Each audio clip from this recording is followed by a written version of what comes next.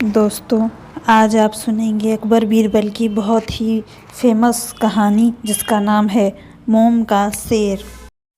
सालों पहले की बात है जब राजा एक दूसरे को पैगाम के साथ ही कुछ पहेलियां भी भेजा करते थे। ऐसे ही किसी एक राजा का दूत सर्दियों के मौसम में एक दिन मुगल साम्राज्य के बादशाह अकबर के दरबार में पहुंचा।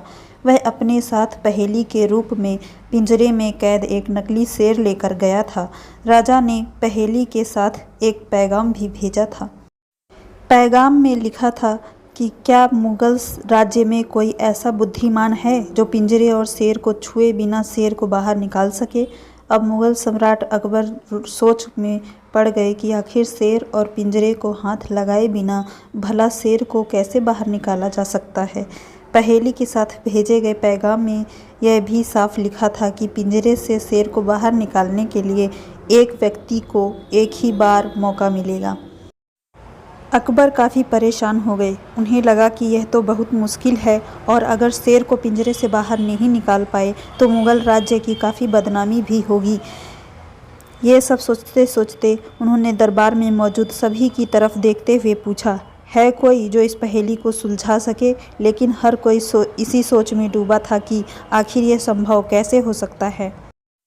अकबर के पूछने पर जब किसी ने जवाब नहीं दिया तो उन्हें अपने वजीर बीरबल की याद आने लगी, जो सभा में मौजूद नहीं थे। उन्होंने तुरंत दरबान को भेजकर बीरबल को दरबार में हाजिर होने की आदेश भिजवाया। लेकिन अफसोस, बीरबल किसी सरकारी काम से राज्य से बाहर गए हुए थे। रात भर अकबर इसी सोच में डूबे रहे कि आखिर पहेली को कैसे सुलझाया जाए। दूसरे दिन फिर दरबार लगा, लेकिन बीरबल की कुर्सी खाली देखकर अकबर उदास हो गए। बादशाह ने एक बार फिर दरबारियों से पूछा, क्या किसी के पास इस शेर को पिंजरे से बाहर निकालने की कोई तरकीब है। इतने में एक दरबान अकबर के सामने आया और उसने शेर को पिंजरे से निकालने की कोशिश की, लेकिन वो नाकामयाब रहा। दूसरे दरबान ने पहेली को सुलझाने के लिए एक जादूगर को बुलवाया, लेकिन वो भी विफल रहा। कोशिश करते करते शाम होने को आई, तभी बीरबल दरबार में पहुंच गए। अकबर को परेशान देखकर बीरबल ने पूछा, क्या बात है सम्राट, आप इतने परेशान क्यों हैं।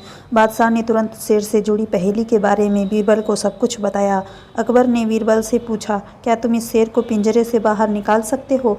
बीरबल ने कहा, हाँ मैं कोशिश कर सकता हूँ।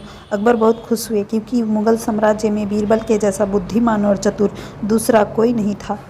शेर को पिंजरे से बाहर निकालने के लिए बीरबल ने अकबर से कहा कि उन्हें 2 सुलगती हुई लोहे की छड़ व सरिये की आवश्यकता है। शहंशाह ने तुरंत इसकी व्यवस्था करने को कहा। जैसे ही बीरबल को लोहे की छड़ मिली तो उन्होंने पिंजरे को छुए बिना छड़ को अंदर पहुंचाकर उसे नकली शेर पर रख दिया। शेर लोहे की गर्म छड़ के स्पर्श में आते ही पिघलने लग गया, क्योंकि वो मोम का शेर था। देखते ही देखते पूरा शेर मोम के रूप में पिंजरे से बाहर निकल गया। बीरबल की इस अक्लमंदी पर अकबर बहुत प्रसन्न हुए। उन्होंने बीरबल से पूछा, अरे आखिरकार तुम्हें पता कैसे चला कि यह पिंजरे के अंदर मोम का शेर कैद है। बीरबल ने बड़ी ही नम्रता से जवाब दिया, हुजूर बस शेर को गौर से देखने की ज़रूरत थी।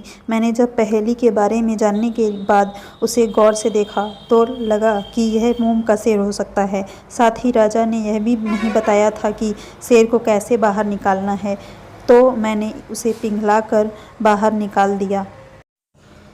इधर दरबार में बीरबल की जय जयकार होने लगी। उधर पहेली लेकर अकबर के दरबार में पहुंचा राजदूत अपने राज्य वापस लौट गया और बीरबल के इस कारनामे के बारे में राजा को बताया। कहा जाता है कि उस दिन के बाद राजा ने ऐसी पहेली भेजना छोड़ दिया था।